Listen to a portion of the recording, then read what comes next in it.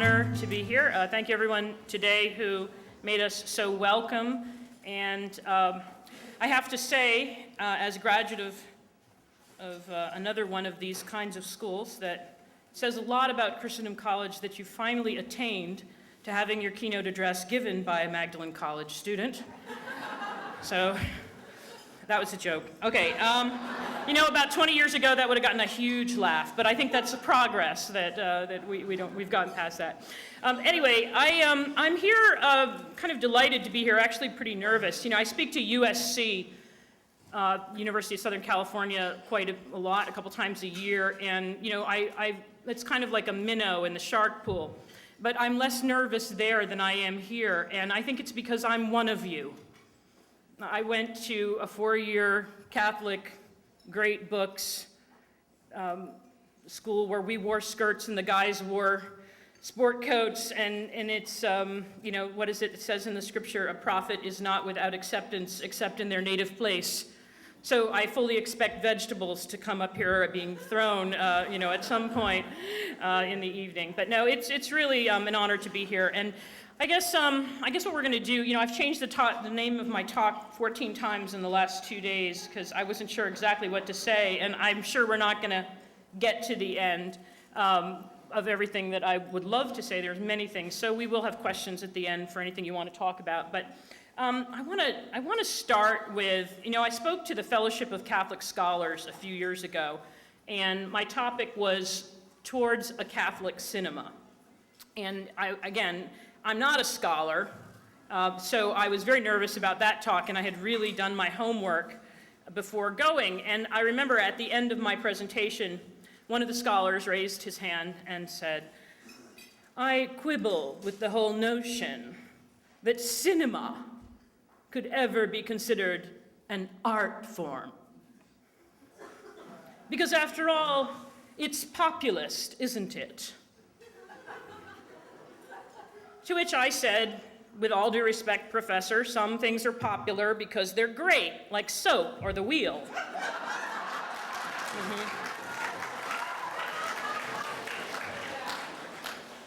However, I wanted to just get that one out of the way fast, in case any of you are laboring under this and are going to watch me all night wondering whether cinema is an art form. And also, I want to start with a beautiful clip of cinema that came from a movie from 2 years ago. And the reason first of all, I think there's nothing as bonding as the shared experience of beauty.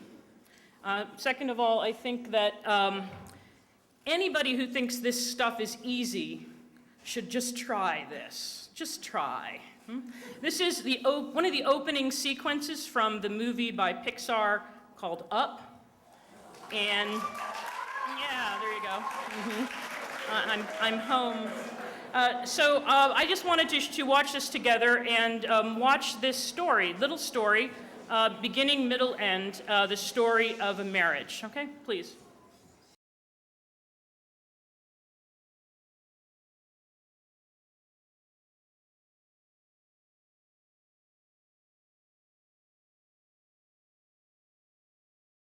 It's practically perfect in every way as a piece of art, story, and entertainment. I showed this clip at USC, and they all knew it, of course. Everyone there, worships Pixar. And I asked one of the students, "Why do you like this?" And no one there. I mean, there's some Christians there, whatever. They're everywhere, but secret ones for fear of the pagans, right? And But a girl in the front row, I said, "Why do you like this?" And she said, "I would do anything in my life if I could somehow be in the middle of a relationship like that."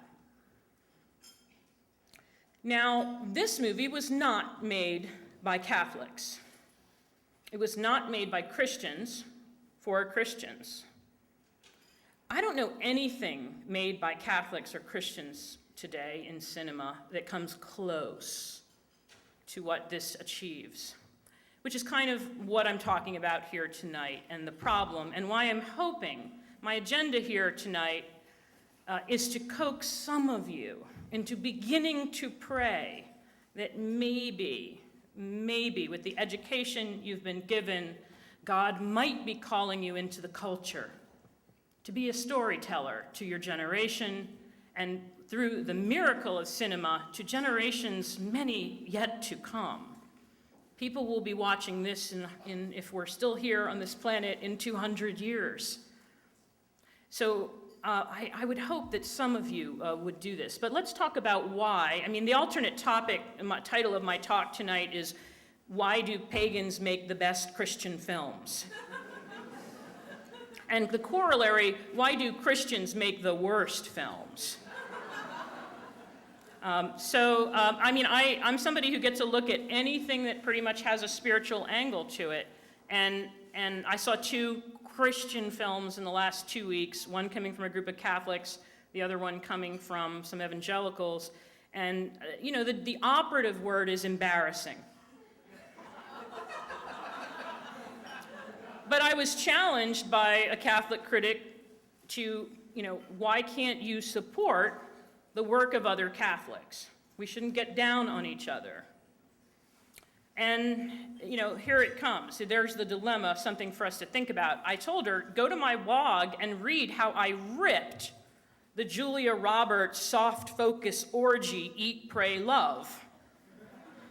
There's no way I can do that with integrity and then give a pass to people who happen to share my faith as filmmakers, because they mean well.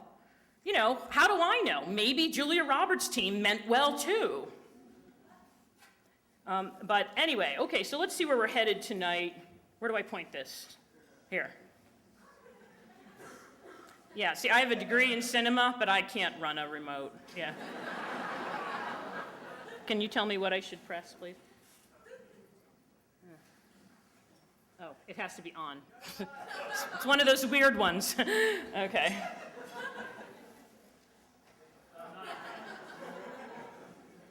I'm sorry, am I pressing the right thing? Green? Got it, thank you. Okay, here's what I'm not going to talk about in the remaining half hour that I have. What is exactly my end time? Oh no, that's no good. I'm Sicilian. I can talk for... I can talk for 2 hours. It would be clearing my throat, you know. Okay, here's what I'm not going to talk about. I'm not going to spend too much time talking about Act 1. This is the program that I helped to found back in 1999 with 30 other professional writers in Hollywood. We brought with us Vicki Peterson. Vicki, stand and wave. There you go. She's the director of Act 1, and she can answer all your questions afterwards. It's basically a program to train, to be a bridge for people of faith, believers who are writers or future executives or producers into the entertainment industry, okay? It's something that I wish that we had had when I got to Hollywood, so now we have it, and so you have no excuse not to throw your hat in the ring. Because there's a huge community waiting for you. But I'm not going to talk about that. Also not going to talk about the movie Mary Mother of Christ, which is an MGM release that will be coming out next summer, God willing. We're supposed to shoot in Jordan, and so far it's the only Mideast country that has not yet exploded, and they keep moving us around. So hopefully it'll be shot in a month in Jordan. It stars Al Pacino, Julia Ormond, Camilla Bell, Jonathan Rhys Meyers, Jessica Lange. It's a pretty cool film. And the version I turned over, I was very proud of some things in it. One never knows what's going to make it in the end, but anyway, so that's something to keep in your prayers, and I'm also not going to talk about that. Also not going to talk about how to break into screenwriting, directing, producing, whatever it is. Not really going to talk about that tonight. I'm not going to talk about what happened to Mel Gibson, nor how you can get him to be a featured speaker here. But all of these things are fair game in the question period if you want me to talk about any of them, okay?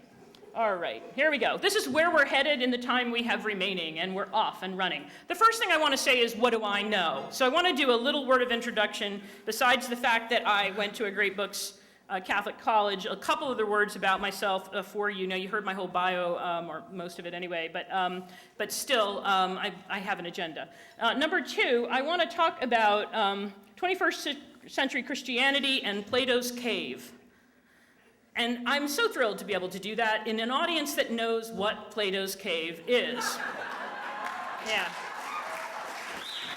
When I first mentioned it at the Los Angeles Film Study Center, I had 50 eyes blink back at me and ask me if it was an alternative rock band.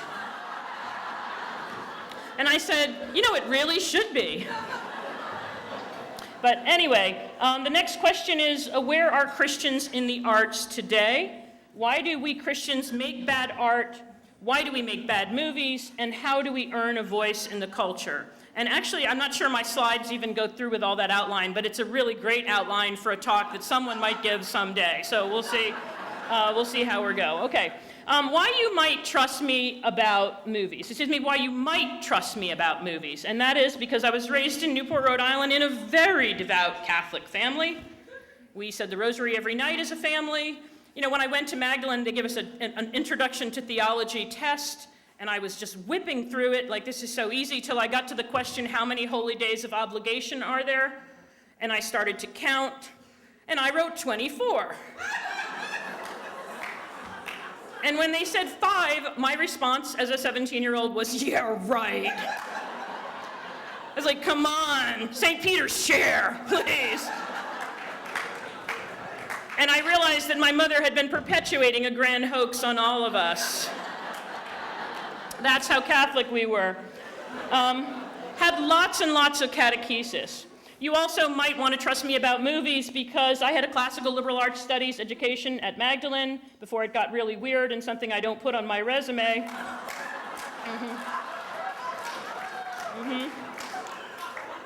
You might trust me about movies because I spent 9.5 years as a daughter of St. Paul. That's nun. I was in the religious community. I left as a junior sister right before final vows. You know, honestly, I don't even talk about this much in Hollywood because it's such a cliche. You know. Actually, the first time I ever did mention it at a big Hollywood event for project development people is all people that work in developing with producers. And I was standing next to this blonde, you know, leggy thing, and she was kind of the way how people do this at parties in Hollywood. So tell me where you work. What are you doing? Who are you working with? You know, and they're not looking at you. They're looking to see who's in the room. And so I was getting really annoyed. So I said, well, actually, I was a nun for 9.5 years. I just pulled into town 2 years ago. And she said, really? And did that work for you? And I said, clearly not. But anyway, I had a lot of theology and philosophy in the convent on top of what I had at Magdalen, lots of theology and philosophy. And then I got an MA in TV and film from Northwestern, which was the number 4 program at the time. And then I had additional studies, as they said. So you might trust me about movies because of all of that, but you should trust me about movies because, and I'm not going to go through all of this, but if you add them all up as a project development, a professional screenwriter, the founder of Act One, an educator who trains people, a judge for all these things, I've probably read 2,000 scripts. And I've probably seen in short films, because I'm a judge of the student contest, probably 1,000 student short films. And yet I find when I say to Catholics, brace yourselves, you're about to stop liking me. Bella really isn't that good a movie. People say, you know nothing. Ooh, okay. I can't resist, I'm Sicilian. I had to get the drama out there. But anyway, we're gonna get there. We're gonna get there. I'm not saying you can't like Bella. I like pork rinds. And I'm not saying the intentions behind Bella weren't good and there weren't some laudable things and everything. That's not what I'm saying. I'm just wondering if we can have a standard of assessment that puts, if you put Bella next to Up, what do you get? Okay. We don't want to do that, though, do we? All right, so here we have the analogy of the cave, right? And here are the prisoners staring at the shadows on the wall. And here are the people in front of the fire casting the shadows on the wall. And my question to you is, where are Christians in this scenario today? Which ones are we? Which ones? The prisoners. So I have votes for prisoners. I have nobody saying, is anybody going to say we're casting the shadows on the wall? You've got 2 people. Okay. Okay. Two people in the room, so you have to be wrong. But you know what? You got courage, and that's okay. That's a mark of insanity. So, no, I'm only kidding. No, all right. So basically, most of you are unwilling to go out there and say that Catholics, Christians today, are the people who are setting the storytelling agenda for the world. Now, some of you are thinking, they're actually out in the light, outside the cave. That's where the Christians are. We're all done with this. Who wants to say that one? A couple? Okay, there's somebody back there who's in the light. Everyone please follow him because he has all the answers. All right. I anticipated that people out there are secretly thinking they're actually in the light. And you know what the response of the people who are in the light is from the Republic? Wouldn't he, that's the person in the light, remember his former home, what passed for wisdom there, and his fellow prisoners, and consider them pitiable? So in other words, if you were indeed in the light, having escaped the cave, then you would be doing something to enlighten those poor people you left back in the cave. That's the proof. My suspicion is that we are the prisoners, but whereas the Orthodox Catholics, Orthodox Christians are sitting there in the prison chairs with our eyes squeezed shut and our hands in our ears saying, la, la, la, la, la, la, la.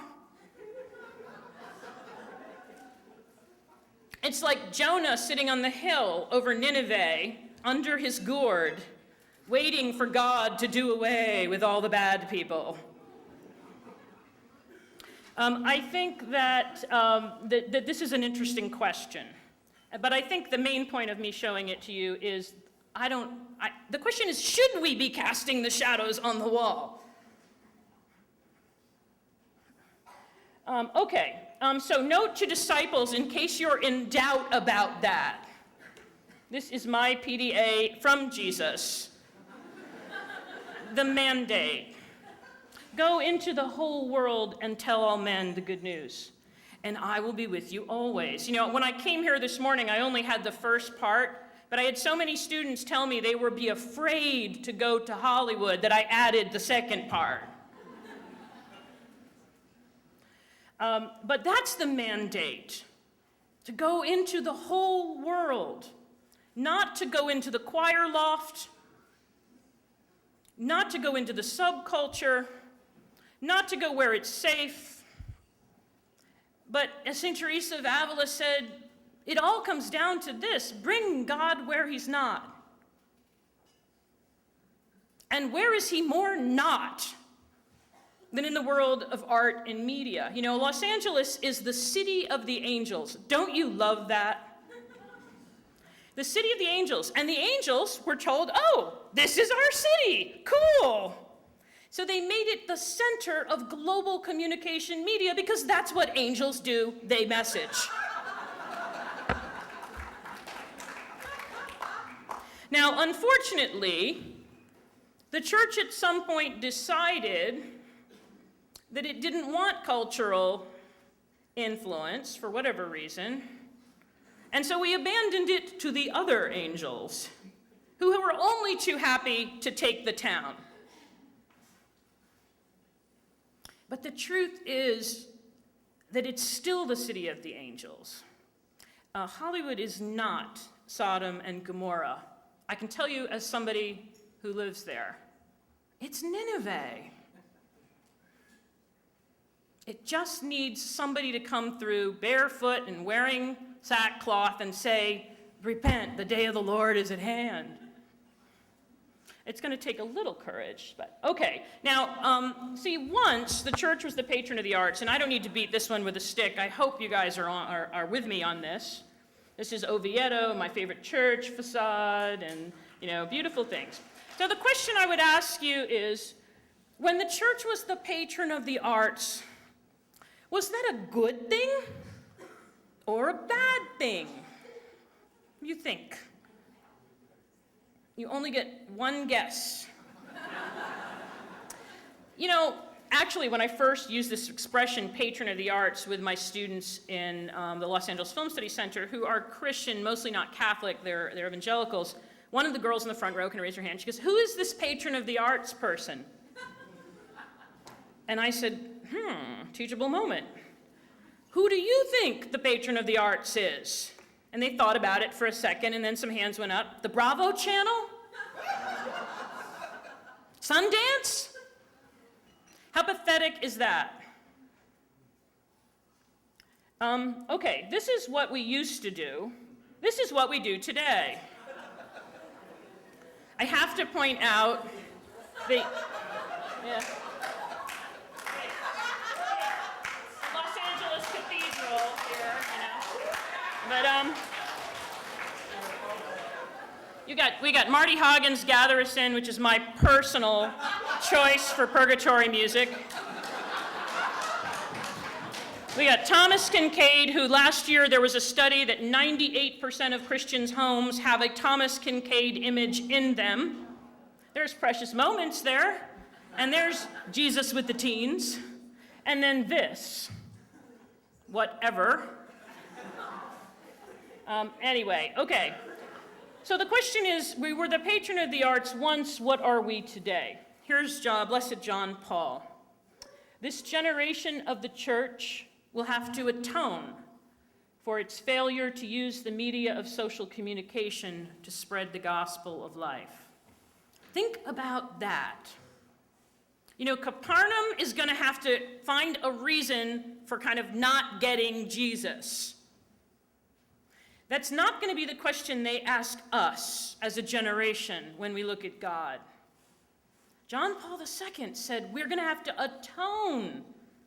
And he goes on to say the reason we don't use the social communications media is fear, sloth, and hubris, that we don't want to work with non-believers because we're better than them. I have to let you know, okay, we may have our moral act somewhat together, but if I wanted to produce a beautiful Catholic liturgy on Sunday at my parish, I would hire my friend Saul on Hollywood, the production designer. He's a Jew. And he'd come in and say, "So what are we doing here?" And I'd say, "Well, Saul, we want the whole group of people to feel united so they can pray, they can send up a prayer together." He goes, "Okay, great. What about some lighting here? What are we doing? It's all flat. How about some, what is Flowers dead up there? Who's this kid in the white wrinkled thing with the high tops? What is that? Go change. Can't you put something red on him or something like that? Okay, let's hear the music. Dun, dun, dun, dun, dun, dun, dun, dun. Whoa! Call my friend Larry. He does all that old stuff. It's great. Okay, Father, let's hear what you got. Yo! Hey, Father, beginning, middle, end, make your point, get out!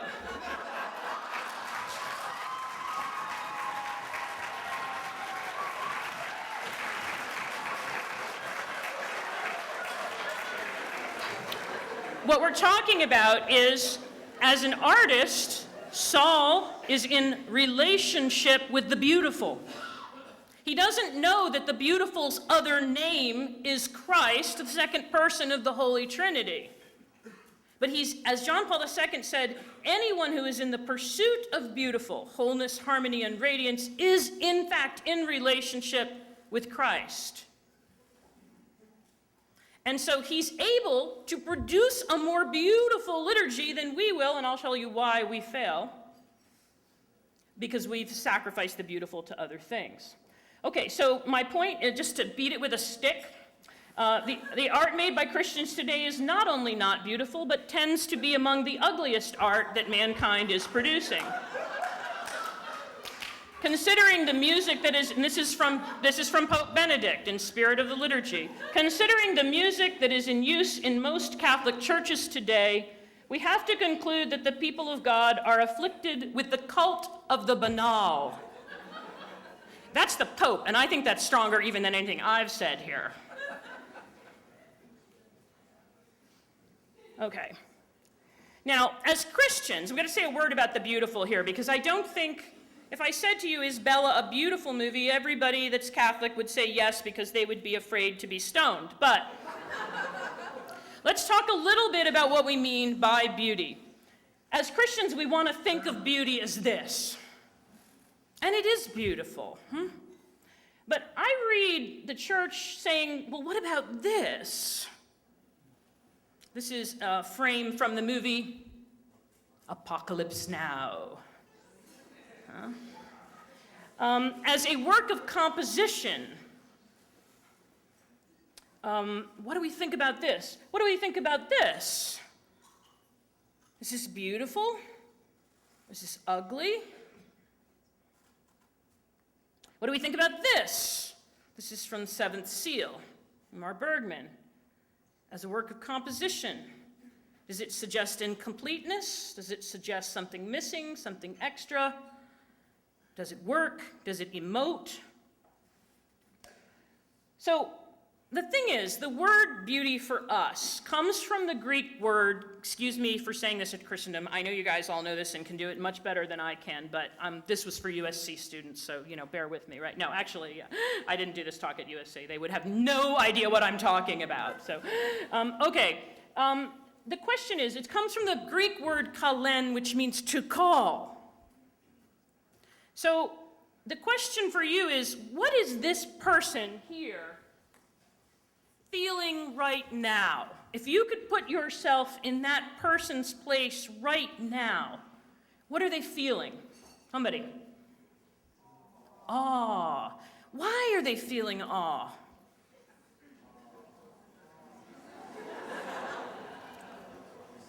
Don't quit your day job. Why are they feeling awe? Because what they see is awesome. Okay. All right, well, you know what? I think the idea here is that if it was me standing there, I would feel very, very small in kind of, suddenly you have a vista that is so massive. And it doesn't need me. It was there before me. I stumbled on it, and yet it's given to me in this moment almost like a gift. You feel something inside of you yearning, straining forward for you know not what. One of my friends is an NPR stringer, and she interviewed me several years ago in Seattle, and we've stayed friends. And she was an atheist. I think she's moved into agnostic, which I told her is the passionate commitment to being ambivalent. But anyway, so she said to me when she turned off the machine at one point, and she said, I'm a hiker and I live in New Hampshire, and sometimes I go up into the New Hampshire White Mountains, and I go out on a cliff, and I look out into the valley, and everything in me wants to believe that there's a God looking down at me. And then I say to myself, that's your fundamental human isolation, trying to cope with the fact that you're headed for death. I was like, Shannon, we're the first generation, the last 100 years, whatever, a couple of us now, but who doubted their own sense here. She has the voice of God speaking in her spirit, and her first impulse is yes, and then quickly shut it down in doubt. I said to her, look, next time you feel that, before you let the I don't want to look like a fool doubt kick in, why don't you say, is that you, God? It's Shannon. That's S-H-A. But, this feeling here of, again, Pope Benedict says in, I think it's called Beauty in the Face of Christ or something like that. It's an essay he wrote before he became Pope. But he said that beauty solves the problem of the garden. What is the problem of the garden? You will be like gods, knowing for yourselves what's good and evil. You will be like gods. Pope Benedict says, when you experience the beautiful, you are very aware that you're not God. It makes you feel small, but okay with it. You feel at the same moment glad. You feel gratitude. And it's like, oh, being a creature's pretty cool. This was a gift given to me. I don't want to be God. I like going around frolicking and experiencing this. Now, the problem that, as Pope Benedict says, he says, the problem is that we are less and less an agrarian society where people would experience God in moments like this. For me to experience something like this in LA, I'd have to get in the car and drive for 2 hours. I mean, I could go to a red carpet and watch Angelina Jolie and Brad Pitt, and and that is quite awesome. They're very beautiful. But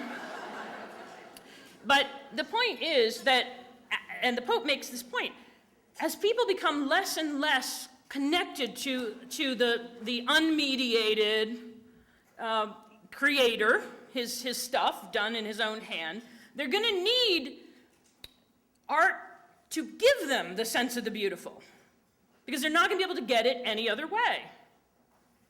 And he says the two ways in which we can confirm in people the truth of the church are the beauty of the lives of the saints and the beauty of the work that we create, the art that we create. Okay, can I have some water, please?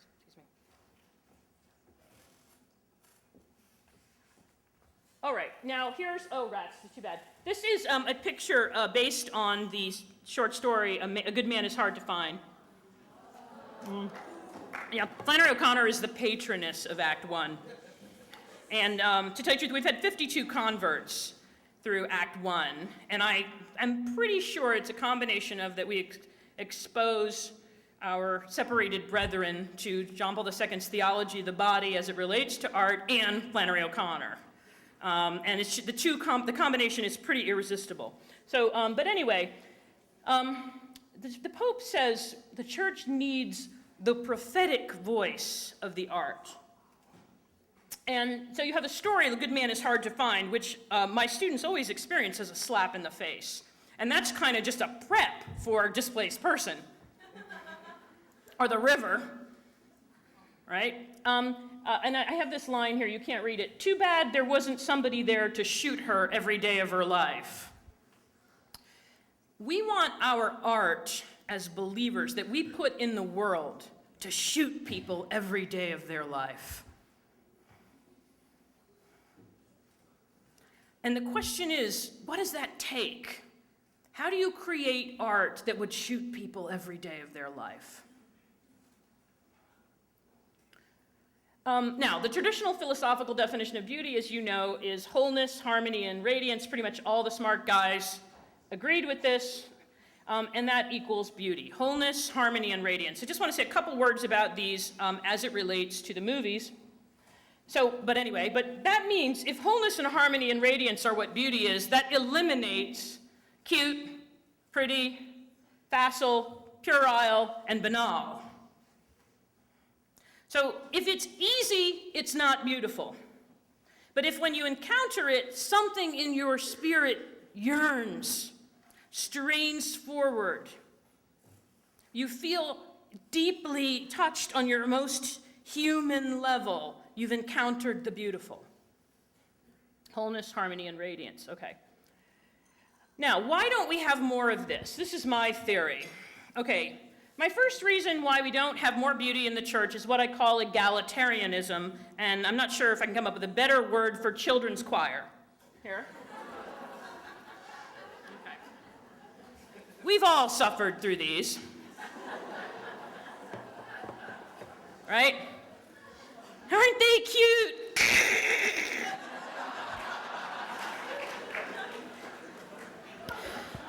I came out of Mass one Sunday and I said to Father, I was shaking. The music was so bad. And I said to the pastor, Father, what did we do to deserve music this bad?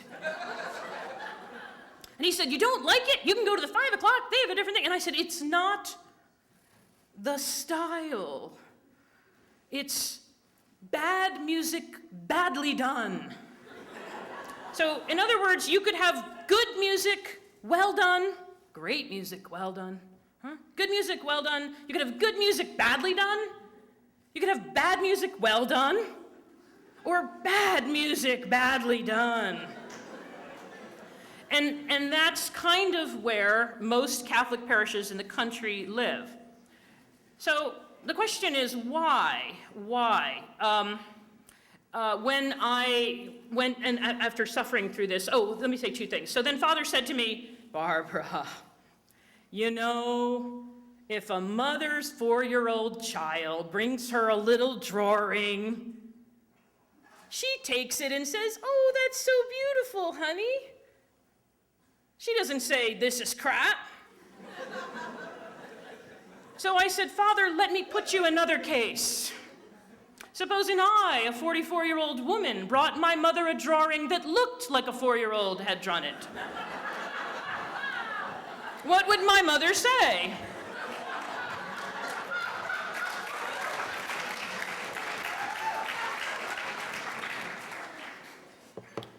What happened there was that I went to UCLA. He basically said we can't afford good music. So I went to UCLA and got, which is getting to my consumerism problem, right? We've moved from, but actually his real motive was the first one, egalitarianism, because Doris and Stan, who were singing at the 10 o'clock Mass, cannot sing and cannot play, but they sing and play every week. So I went to UCLA and I put a sign up, need 3 people to sing at the 10 o'clock Mass, we'll pay $100 a week. I got 3 classically trained doctoral students, a singer, a pianist, and a violinist. And they said they would do it for $100 a week. Now I thought, this is not only cool, but none of them are Catholics, so I will sit with them every week and talk to them about our liturgy and go through our readings and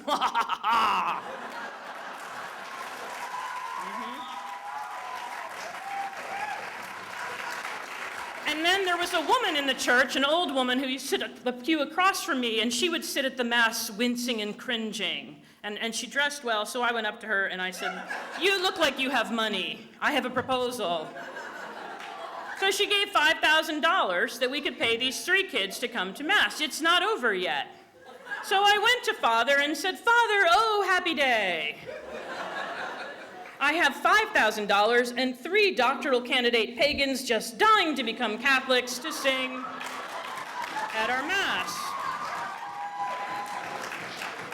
And Father said, he listened to the whole thing, and then he got a very pained look on his face, and he said, Doris and Stan have been here for about 15 years. And I said, Father, they can't sing. And he said, you know what, in a year when your money runs out, I'm gonna need Doris and Stan again, and Barbara, I'm not gonna hurt them. I'm not gonna hurt them that way. I said, so you'll hurt 1,000 of us. You'll flay our aesthetic sensibilities to save the disinformed Doris and Stan.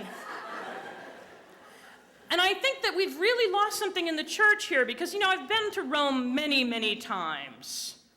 And when you go through St. Peter's, there's no wall in St. Peter's for the lovely people who had a heart for the Lord but couldn't paint.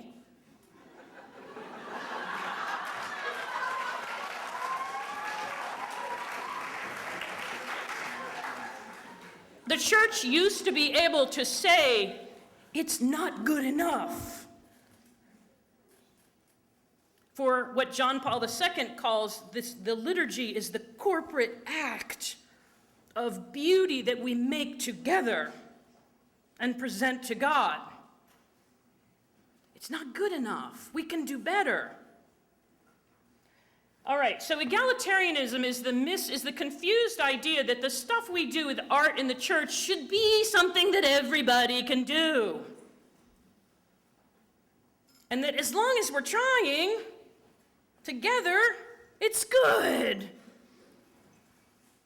And this is the thing that kicks in when people say, some Catholics made it. And we say, it's not good.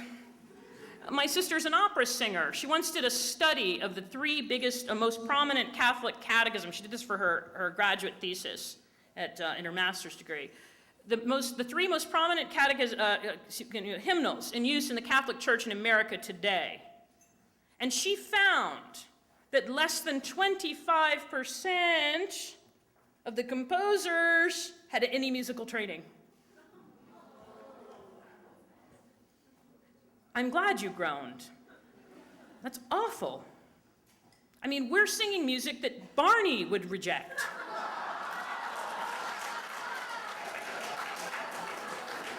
But we're doing it because we don't want, because as people have said to me, we don't want to be elitist. Now, the second thing I have is politics, and for that one I'm pointing here. Does anybody know what this is? You guys are from LA, huh? No? You've been there? All right. Anybody know what this lovely thing is? It is Our Lady, Queen of the Angels. What's wrong with you? This is part of the 210th cathedral that Archbishop Mahoney, God rest his memory, said would stand for 500 years in LA. Personally, I'm counting on the first big one. But anyway, this image, when we first went through the cathedral, when it was first built, they had a tour guide, and she stands over the door, of the outside door. There's no image of Our Lady inside the main body of the church. But she stands outside over the door. And the guide explained to us that my students actually call this Man Hands Mary. Because if you notice, the guide said the idea behind this statue was that it would combine all different kinds of people. So there's man hands, masculine, strong hands, and a more feminine shape, but it's also not, there's no figure there because we don't want to alienate kids by giving her bosoms. We put her hair out of the way because we don't want her to be too feminine looking. We want her to be androgynous because she represents all. It goes on. She went on to point out that the lips are kind of African, and the shape of the face looks like a mestizo face. And she went on to find pretty much every race on Earth. And I think the costuming is for the people on the planet Zondor.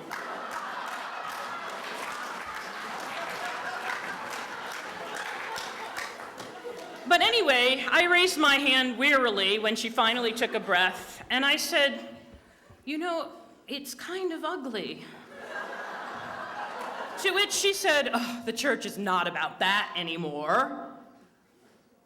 The church is about making everyone feel welcome by including them in the statue. Now, it begs the question whether Asian people look at the Pietà and go, that's nice for the white folks.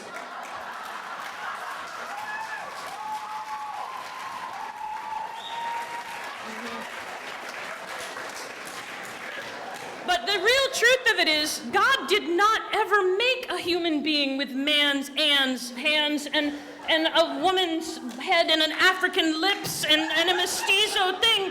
That's called a freak show.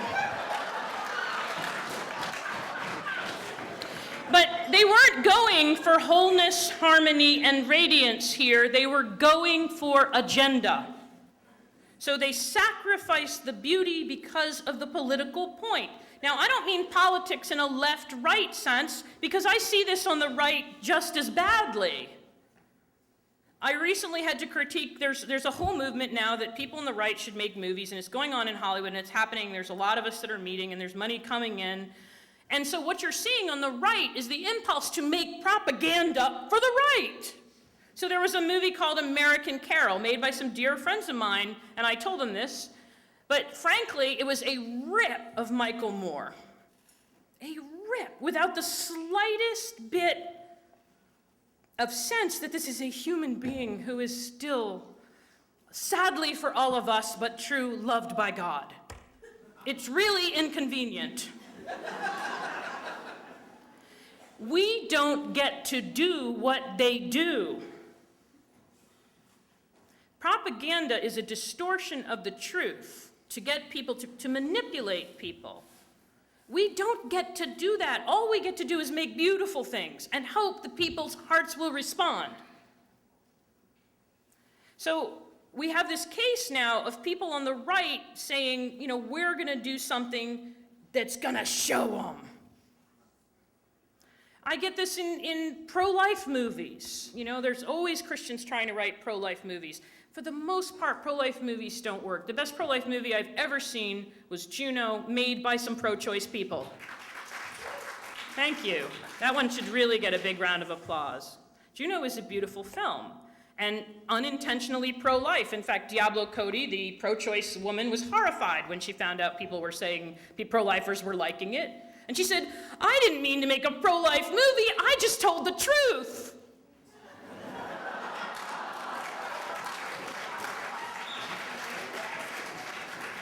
Anyway, so this political thing, every time we decide that we're going to use art to jam something down people's throats or to bam them on the head, it's going to be bad. Because what we have to serve in art is the beautiful first. The third way we ruin art in the church is, I found many words for this: consumerism, transactionalism, cheap. Cheap. I can't tell you how many meetings I've had with people who say to me, we're going to make a movie that's beautiful, and they come to me, we want you to write it. And I'm like, talk to my agent. And then my agent calls me up and says, Barbara, they weren't even going to give you a third of what the Writers Guild minimum is. And I said, well, how much were they offering? And he'll say, a piece of chicken. The honor of doing something for God. What I find with Christians in art very often is we boast and we talk like we want to play Major League Baseball. And then we fund like we're playing Pee Wee League. And then we stand back. Okay, there was another movie a few years ago. God love them. Sweet people. I shouldn't say the name of the movie because they really are. Catholics called me and they were going to make a movie about a Catholic saint. And they asked me to read the script. And my note was, this script is problematic in every way in which a screenplay can be problematic. I feel that I have not expressed myself clearly enough. So I said, first of all, it's this is wrong with it, and your story. And I said, they're like, we're going to shoot in a month. I said, you're not ready to shoot. The script is nowhere near ready. The movie will be bad. The thing in Hollywood we say all the time is, if you have a great script, you might get a good movie. If you have a good script, you probably won't. It's that hard, and there's that much that happens between the blueprint and the final construction, So anyway, I said to them, the script is terrible. Also, you're not working with real talent. You're using, people that aren't professionals. Acting is actually a craft.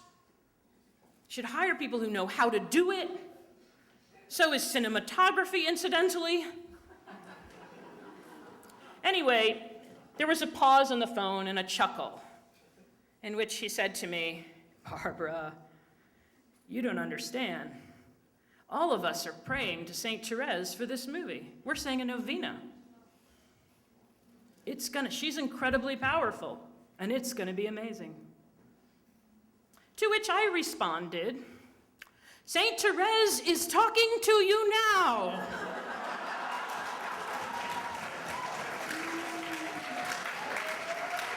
Stop! It was a disaster. It was a disaster, except I think you can find it in the Ignatius Press catalog. Here we go.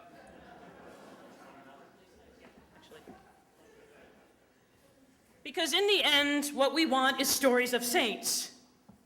They can be tacky and banal and easy and badly acted and badly written, but if it's a story of a saint, we're there.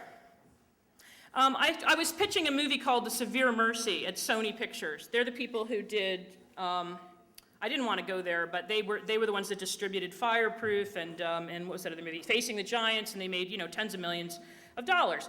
So we sent over the book because we had the rights to it. Have any of you heard of A Severe Mercy? Okay, it's a lovely story, and you know what? You all should know it.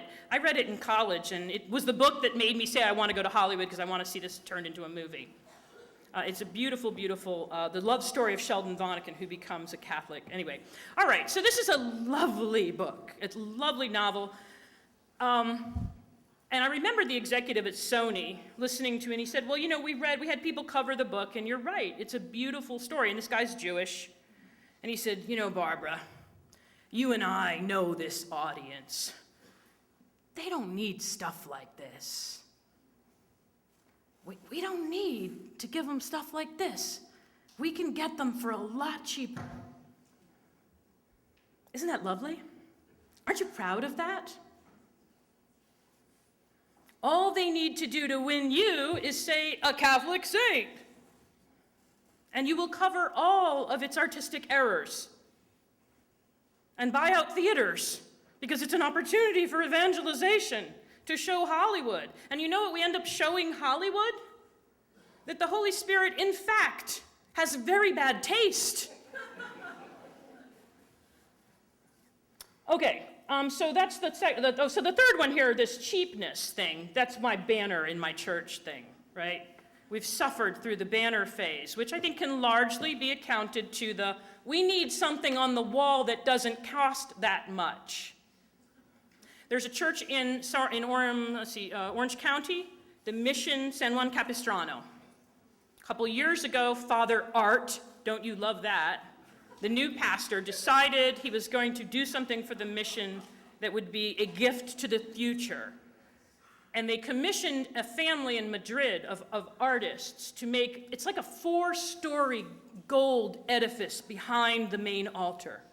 And it has the 4 saints, St. Francis and St. Joseph. It has Our Lady of Guadalupe in the middle. It's astounding the way they have the sparrows carved and the symbols of the Eucharist. People come in just to stare because it's 24-karat gold or something. It's still it's the way everything in Europe would have looked 700 years ago before all the candles burned, right? And so when you walk in, it's just this, you can see it from the back door. You open it and it's this blazing gold. People come in and just sit and stare. So all the people were so happy, they went to Father, here, take our money, get more. So he said, we'll do the tabernacle. Oh, we'll do the altar. We'll do the pulpit. So when priests tell me we can't afford good art, I say you can't afford not to have good art. If you have beautiful music, beautiful oratory, beautiful liturgical environment, the people will be so fed that they will be happy. First of all, they'll go out and do all kinds of amazing things in the world because they'll be full up of gratitude and awe. But then they'll say, do more, thank you. I mean, there's a reason the churches in the Middle Ages looked like they do. Think they were just guessing at trying to get something right? Let's try Chart. I don't know. Okay, so this is why I think we do badly. And really, I think this comes very close to home. It's 3 heresies of beauty right now in the church. Okay, whoops, sorry, wrong way. Here we go. Okay, now I want to say a word about apprehending beauty, and then I have to stop because I'm getting there, aren't I? Yeah, and I know I was told you all have papers and things to do. See, I figured it's the end of the school year. That's why they brought the idiot from Hollywood in. You guys are done with all the serious stuff. So anyway, I thought I was just supposed to be the entertainment. I didn't know you were still doing work. But anyway, I want to say a couple words, and then we'll wrap it up. Now, to even apprehend the beautiful, this goes back to the I like it, right? I say Bella is not that beautiful a movie. Well, I like it. Now, in order to apprehend the beautiful, a person needs sensitivity, which means somewhat free of prejudice and fear. It requires your senses to be sensitive, not glutted. I don't know that you can hear how beautiful the Ave Verum is when it's beautifully done if your whole day is loud music, your iPod raging every time you sit down, where you have no silence at all. I think that kind of gluts our senses, and I think that's part of what they're talking about. you can't see a beautiful painting if you're blind, and there's things that we can do to obscure our sight. There's things that we can do to obscure our inner sensitivity. We can sin. Sin makes you crazy. It makes you unable to see what's there. We also need intelligence. That means that you have to know what you're talking about when it comes to art. So when people say to you, that's a good story, or people say to me all the time, I read this great book. It's a new Catholic book. People are always sending me the best new Catholic book or Christian book. I cannot stand Christian or Catholic as a metaphor that way or an adjective. Is Crime and Punishment a Catholic book? Is Up an un-Catholic movie? When did we start this? Let's all glory in the subculture. We're supposed to be yeast in the lump, right? We're supposed to stay in the cenacle, get the sacraments, get the scriptures, get Jesus, get pumped up, and then go into the lump and die. That's what yeast does. It dies. And while it's dying, the lump starts to go blah, blah, blah, blah, blah. And there's another thing about yeast. My mother used to make bread. I'm sure some of yours did too. What has to happen before the yeast dies? That's you guys getting pounded. And then you know what happens? I remember, after Mom would pound the heck out of the lump, she would put it in a corner and cover it with a towel and leave it in the dark.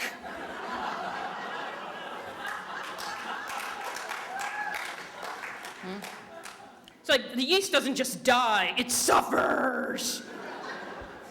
Okay, so intelligence, knowing what we're talking about.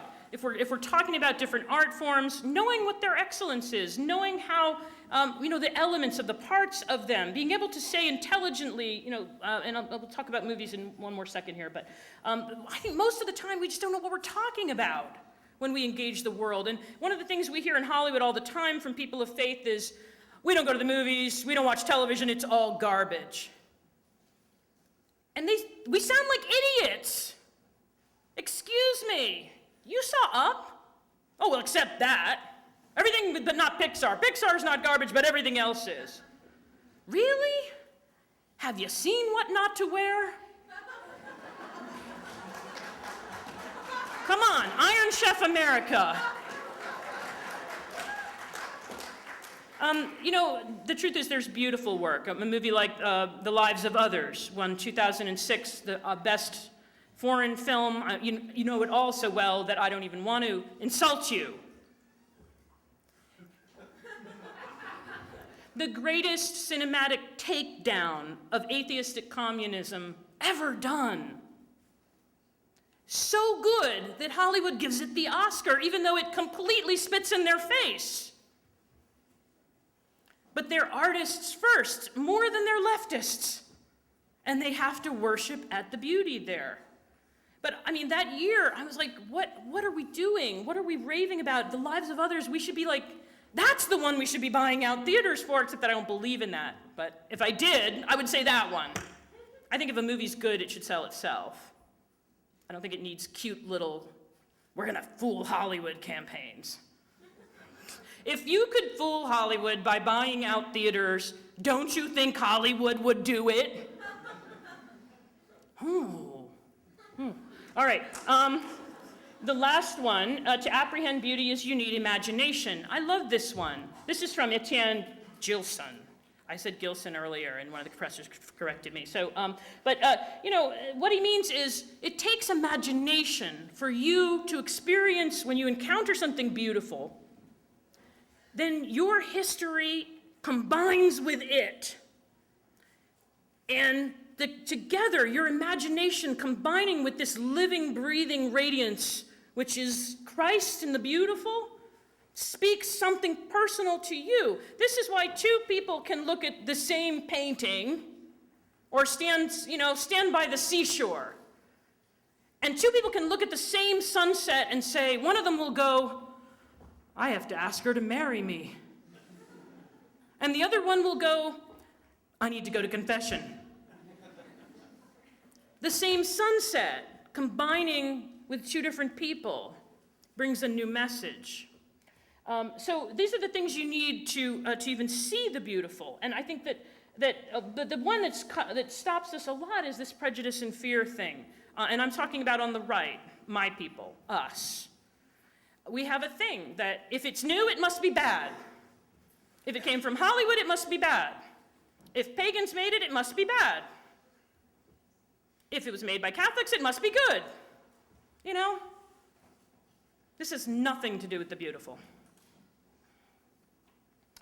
So just to push this point, I'm going to just do this because it was such a great slide and I get a good laugh out of it, but just kind of beating it with a stick.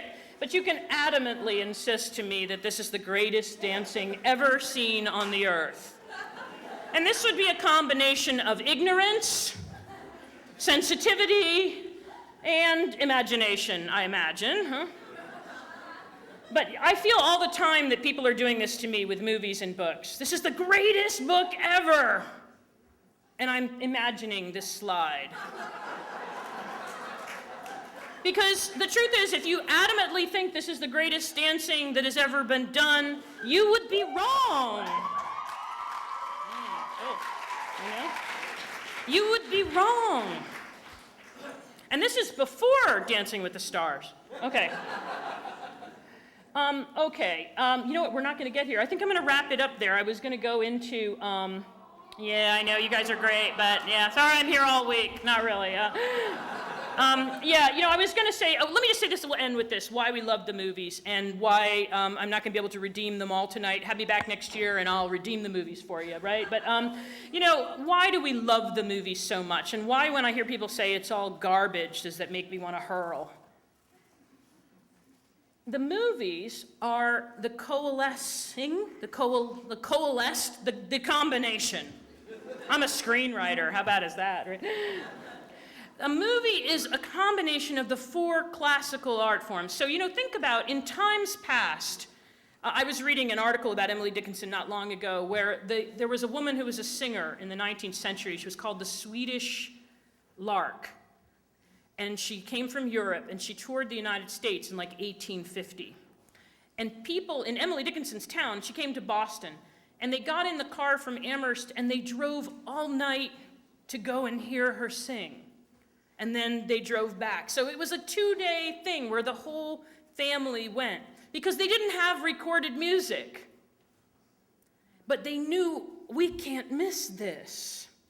So the power of the music. You know, people with money would paint on their walls because of the power of composition. Come see my mosaic. Come see my window. Come see my painting, my portrait. Why do people have their portraits done? Because it's powerful to look at an image, to see an artist do this thing.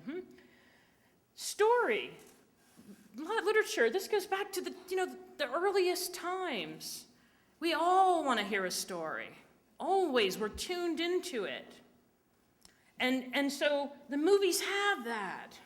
And they have theater, performance. Aristotle says, you know, dramatic performances are impelled by this instinct for imitation. We want to see other people sin. We do. Because we want to say, as he says, I don't want to do that maybe, but I want to see how it works out. I'm about to cheat on my wife, but you know what? I'm going to watch Anna Karenina first, and I'll get back to you. You know, there seems to me the poetics is saying if we can live through the choices of these characters and stories, we don't have to make their mistakes. So that's why movies have power, because they're not only not an art form, but they're four. That's why they're addictive for us. That's why the art form of our time. And so I just want to say to you, should it not be that you are the ones casting the shadows on the walls? Or do you want to grow up in a world where the pagans are doing it only? Should you not be one of the people out of compassion, talking to the people of your time, out of creativity. I know you have the talent. What's keeping you back? Fear, laziness, masquerading as prudence. Prudence is so convenient. I don't know if it would be wise. You're lazy.